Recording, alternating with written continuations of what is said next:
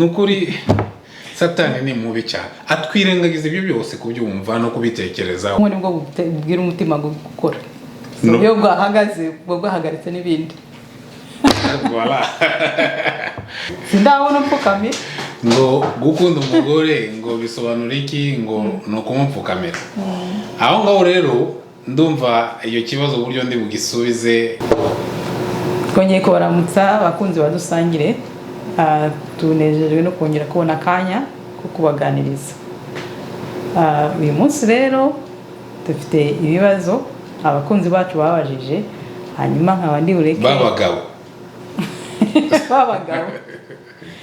ukaba utari kubasubiza number 1 yes kandi nabasubiza nkurikije ibyanjye bavuga class 1 class 1 nkurikije urugero rwanjye okay so uri tayari rwose ikibazo cya mbere barabaje ngo ese gukunda umugore bisobanura iki ni ukumupfukamira sindabona upfukamira ngo gukunda umugore ngo bisobanura iki ngo no kumupfukamira aho ngaho rero ndumva iyo kibazo kitumye ntekereza uwakibajije mbere na mbere ni kubera iki ushobora kuvuga ngo gukunda umugore no kumupfukamira n'uwabajije iki kibazo wenda we ntabwo yakoze kwa kundi kiriya kimenyetso twakuye ku bazungu kitwa will you marry me uzanye amakamera no kwerekana abantu ngo ikintu cya mbere n'ibiri mu mutima ndumva ari byo bintu biba bikenewe cyane tekereze mbere yuko mushakana byari bimeze gute ntabwo ushobora kurara utamubonye cyangwa utamuvugishije ukumva mu mutima wawe ahoramo ibyo bintu biriya bya mbere ubu ngubu byakagombye gukurana n'imyaka yacu y'imibanire ni ukuvuga ko icyo gihe niba muri mu mwaka 0 mutarashakana mutarabana umunsi mutangira biriya mwakagombye gutangira kubivomera hanyuma rero bikagenda bizamuka so iyo ushatse kubimenya neza tekereza kwanza mbere na mbere uburyo mwakundanaga mwibuke yuko ko mu Efeso ndumva 5:25 niho Paulo yavuze ngo bagabo mukunde abagore banyu. Icyo kintu ni ikintu gikomeye cyane umugabo agomba kugira mu buzima bwe, kuko igihe ubana n'umugore wawe urukundo urarurivivinga cyangwa uraruzura mu mutima wawe ukaruvomera rukazamuka. Nashamba bwira ikintu kimwe, iyo urukundo rukurimo rurabira nk'amazi ari ku ziko, rurabira. Iyo urukundo rwawe rutabira, banza rero urubanza rucanire. Kurucanira si ukundi ni ukwicara ukamaze ugatekereza ukavuga yuko ko ese niziye ntambwe ishobora gukoresha cyangwa ni ubuhe buryo nshobora gukoresha nkakunda umugore wanjye. Kuba muri kumwe n'umugore wawe kumuha akanya mukagirana fan n'umugore wawe kuko ni inshuti yawe. Mu gihe umwumva ko ari inshuti yawe ni byiza cyane. Njya nibaza arakantu kamwe, umwana wawe abatunguye akaza akababaza ngo papa ariko inshuti yawe ninde? Ugahita uvuga ngo inshuti yanjye ni wenda nka Karori. Wa kabiri ninde? Ukavuga inshuti yawe wa kabiri ubundi ukavuga indi zino Gwesa Mansi cyangwa nde. Ariko inshuti yawe nyakuri ituruka ku Mana aba ari umugore wawe. Uyu nguyu ni we inshuti. Iyo ushatse kubimenya neza, nigiye uri mu bibazo, nigiye babandi bose barakwibagirwa. Nge ndabifite mu rugero rwinshi cyane uburyo uyu niwe inshuti yanjye kandi ni nawo muha urukundo ku buryo bukamiritse, kandi kutamupfukamira cyangwa kumupfukamira cyangwa gukora ibindi byose. Ibyo ngibyo nawe bihuriye no kumva umutima wawe urukundo rubira, kandi uhereye ukuntu wamukundaga kera, wa mutima wumvaga yuko ko udashobora kurara utamuvugishije, udashobora kurara utamubonye. Ibyo byose ni urwo rukundo byakagombye kwikuba inshuro zingahe. Kereka nimba mwashakanye ku buryo bw'ibinyoma, kuko utashobora kuzana ibinyoma, nubizana nyine ibintu biraye bitabizamba. Kunda umugore wawe akubereye inshuti kandi umwumve nk'inshuti yawe mu mutima atari mu bitekerezo. Hari isomo ryiza watanze ryo muri mu Efeso uvuga ngo Paul yavuga ngo ukunde umugore wawe, abagabo mukunda abagore banyu nk'uko Kristo yakunze itorero akaryitangira. Urumva wumve ku rugero, ubundi abagabo bakamye gukunda abagore babo nk'uko Kristo yakunze itorero akaryitangira. Urwo ni urukundo rwa rundi rwinshi rushoboka. Ni nako bimeze, kuko iyo ugiye kubya ukuntu Yesu yabikoze, abenshi nukuri Satani ni mubi cyane, atwirengagiza ibyo byose kubyumva no kubitekerezaho, aratwirengagiza. Iyo mukunze wumva yuko ko ugomba kumumenya uburyo yiriwe, uburyo bavandimwe. Uyu nguyu ntabwo ashobora kuva mu rugo ntabanje kumuhobera. Nkunda guhobera mudamu wanjye cyane, ngomba kumuhobera nkamwifuriza kugira umunsi mwiza iminsi yose agiye ku kazi.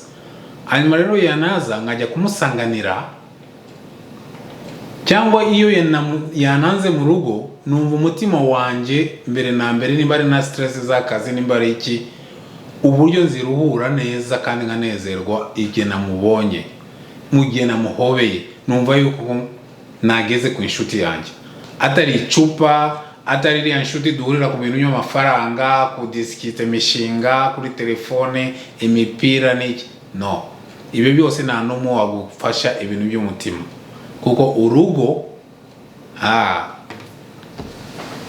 ni ikintu gikomeye. Reka tugende ku kibazo cya kabiri. Cya kabiri avuze ngo ubwo se municishije bugufi akansuzugura. Ibyo bibazo rero njye bijya binangaza. Ari abagabo benshi bakunda kubibaza. Nigeze gushira no kuri Facebook, abantu benshi ukasanga bandika ngo umugore yagusuzuguramo. Niryo ariko zo umugore atagusuzugura wowe utanabizi. Uzi umuntu kugutekera guhera kwa mbere kwa kabiri, agutekera akakugaburira wicaye ari akaguru kandi cyangwa uri kuri computer akaza kukugaburira, aragasuzuguro kanenza aho nkabona nari mwe uramukorera.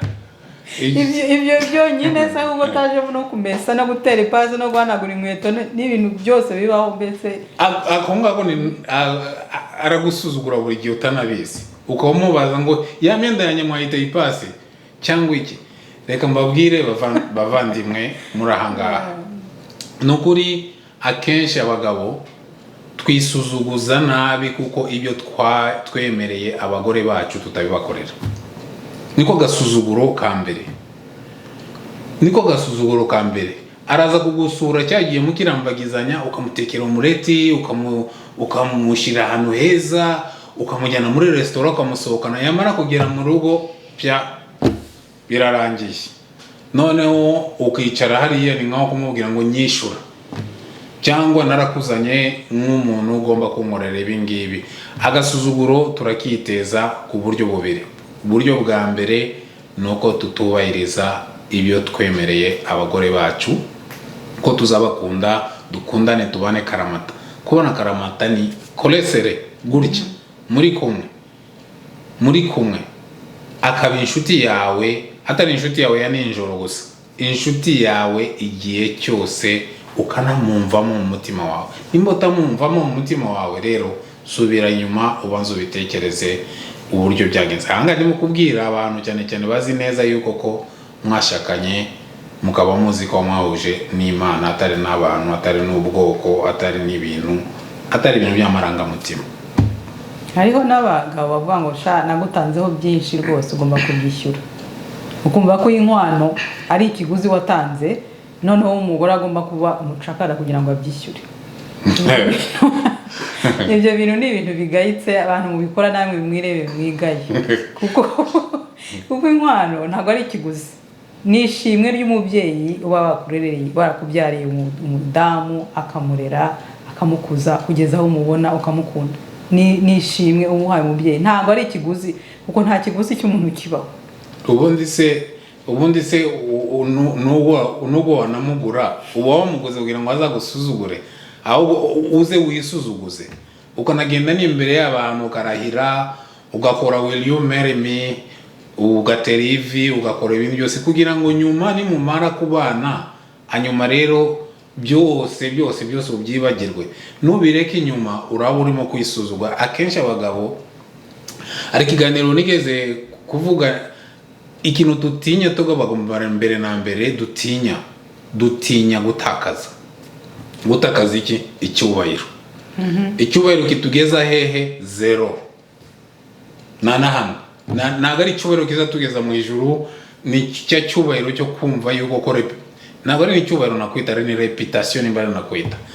Uwumva yuko ko nyine ngo nasuzuguzwa, kandi nababwiye yuko nagusuzuguzwa nk'umuntu ukugaburira nk'umuntu ukangaburira mu minsi 1, 2, 3, 4, 5, 6, 8 rimwe ushobora kwibwiriza nibura reka nawe wicara kwanza nanjye ngira icyo nkora, reka wicare kwanza nanjye tugende n'umugore wawe mukagenda mukiruka mukatembera mukagendana muri kumwe nk'inshuti. Ibyo byose utabikoze kandi wemeye ko muzabana karamata uba urimo kwisuzuguza nabe ahubwo. Icya gatatu ni ukuvuga ngo ko mpahira urugo ntabwo biba bihagije. None se urugo rwawe ni resitora? Hariho abantu baba batekereza ibintu bimwe na rimwe simbizi. Njyewe mvuge ko mpahira urugo bikarangira, donc mu gitondo ndabyuka kuri poshe ngaya ratio. Muri resitora iyo utanze amafaranga muri resitora ubundi biranumvikana kubera ko ni droit, uba urimo kugura droit, uburenganzira bwawe. Ariko mu rugo ntabwo uba urimo kugura uburenganzira bwawe, urimo gukora inshingano zawe. Guhahira urugo ni inshingano zawe, ntabwo urimo gushimisha umugore wawe, ntabwo urimo gukora ibi n'ibi cyangwa ibi. Uba urimo gukora inshingano zawe zo mu rugo. Aho utabikoze ibintu biba byivanze. Ni nawe usanga rimwe na rimwe abantu kubera ko batekereza ku buriya buryo ugasanga bahisha n'ubutunzi baba bafite, kubera ko yumva yuko ko ndimo kuyatanga ariko nibarekonesa nibanshimira n'ibindi akumva yuko ko agomba kwirundanya cyangwa akumva arimo guhima urugo rwe. Guhima urugo rwawe ni nko gufata sinzi gute, ni nko kuvuga ngo nzabaho nambaye ishati imwe gusa cyangwa sinigurire umwenda. Ni kimwe n'ibyo ngibyo, kuko urugo rwawe ni inshingano zawe kurugaragariza urukundo. Kandi kimwe mu bintu byo guhahira urugo rwawe biba birimo, akenshi dutanga mu mitima yacu ibyo dufite. Uyu munsi abantu benshi baba bafite ibibazo cyane. Reka nkubwireho hari abantu benshi cyane nakwita bari hafi yanjye batandukanye nanjye kubera ibiganiro byacu dukora. Kandi ni ukuri ibi biganiro iyo bize kuguchallenginga ukumva yuko ko bigiye kugutakariza ikintu mu rugo, ukumva yuko ugomba gutandukanya nabyo cyangwa kutabyumva, ni ukuri ari ibintu byinshi cyane uba urimo gutakaza cyangwa mu rugo rwawe. Ni umwanya yuko ko murabizi neza yuko urugo rurimo urukundo, rurimo amahoro, community abaturanyi bagira amahoro, bikarenga n'igihugu kikagira amahoro. Kubera ibyo ngibyo abana bakajya ku ishuri banezerewe, bagatera imbere bafite ubwenge, kubera ko baturuka mu rugo rurimo amahoro, papa na mama n'umwe bakumva yuko ko bahagarariwe neza. Ni naho habamo n'imigisha mu rugo rurimo amahoro. So amahoro ntabwo azazana n'amafaranga ayo utanga rasiyo yo guhahira mu rugo. Amahoro ntabwo azazana n'ibintu waguze inzu nziza, ibikoresho byiza, reka da. Byose cyangwa urukundo ni impano iba iri mu muntu igomba kubira, ukumva yuko ko ibyo ukora ni inshingano zawe. Murakoze, ndumva ari ibyo bibazo twari dufite kuri liste y'umunsi. Yego, murakoze cyane. Nk'ukuntu dukunda kuvuga, njyewe n'umukunzi wanjye Gloria Hangana ngo turabere, tuba twushaka kumva n'abandi ibyo mutubwira. Nk'aba ngaba bagiye batubaza ibibazo, reka tubashimire n'ukuri, kuko ibibazo mubaza hari n'abandi bantu bashobora kuba babyibaza. Natwe rero mu gihe dutekereza ku bintu nk'ibi ngibi, akenshi natwe biradufasha ku ruhande rwacu nk'ukuntu twavuze tuba nidusangire muratubwira tukakira kandi natwe tukabishyira mu bikorwa. Reka rero turangize n'akantu bakoraga kuri radiyo Rwanda twakunda gukurikirana ku kiganiro cyitwa Waruziko. Nanjye ndashaka kukubaza, iyo umuganga yavuze ko umuntu yapfuye abihera kuki? Abihera kubera ko ubwonko buba bwahagaze, kandi tuba dukunda kumenya cyane cyane ko n'umutima uba wahagaze. Ako karagaciyemo rero umuntu iyo yitabye Imana akenshi n'ubwonko buba bwahagaze, ntabwo ari umutima uba wahagaze. Ubwonko nibwo bubwira umutima gukora, iyo bwahagaze bwo bwahagaritse n'ibindi. Voilà. Murakoze cyane, karagaciyemo, Uwiteka barinde, turi kumwe. Joni muze bavandimwe hano kuri dusangire urukundo, dusangire ubumenyi, dusangire urukundo, dusangire ubumenyi. Abavandimwe badusangire nidanangaha ndabasaba kuri subscribe no ukanda kukazogera. Nanjye narabikoze nkora subscribe nkanda no kukazogera. Murakoze.